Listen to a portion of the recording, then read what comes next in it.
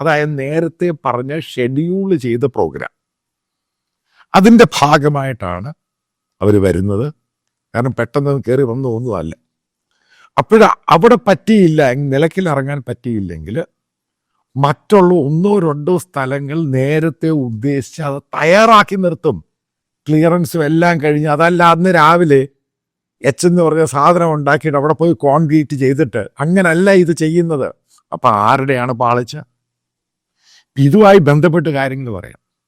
അത് ഒന്നാമത്തെ തെറ്റ് കേരള ഗവൺമെൻറ്റിൻ്റെ, അതായത് പോലീസിൻ്റെ അല്ല, കേരളം ഭരിക്കുന്നവരുടെ തെറ്റാ. അതായത് പോലീസ് മാത്രമൊന്നുമല്ല, കേരളത്തിൻ്റെ ഇൻ്റലിജൻസ് സംവിധാനം, അതിൻ്റെ ഫെയിലിയർ.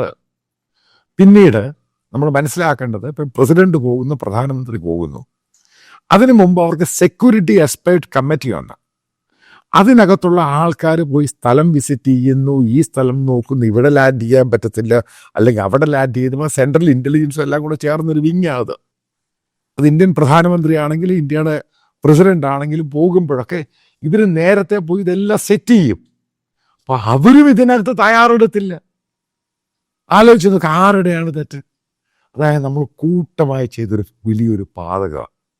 ഇതാണ് വലിയ തെറ്റെന്ന് പറയുന്നത്.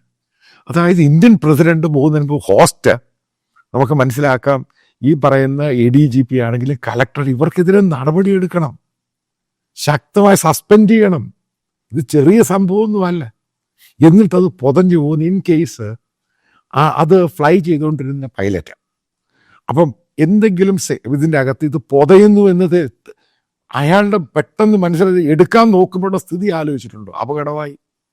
ഇനി ആ പൊതയുന്ന സമയത്ത് ഈ ലീഫ് കറങ്ങി ഈ തറയിലോ മറ്റൊടുത്ത് ഇടിച്ചു കഴിഞ്ഞാൽ വലിയ ഡേഞ്ചറാണ് ഇത്. ആ സംഭവത്തിൽ ഞാൻ പറയും, ഇതൊക്കെ നമുക്ക് പല യൂട്യൂബിലും വീഡിയോയിലും ഈ പറയുന്ന മിലിറ്ററി സംഭവത്തിലൊക്കെ കാണാൻ സാധിക്കുന്ന, അതായത് എയർക്രാഫ്റ്റ് കരിയറിൽ ചോപ്പർ ഇറങ്ങുന്ന സമയത്ത് പെട്ടെന്ന് ഉണ്ടാകുന്ന മാറ്റങ്ങളും പ്രശ്നങ്ങളും ഒക്കെ.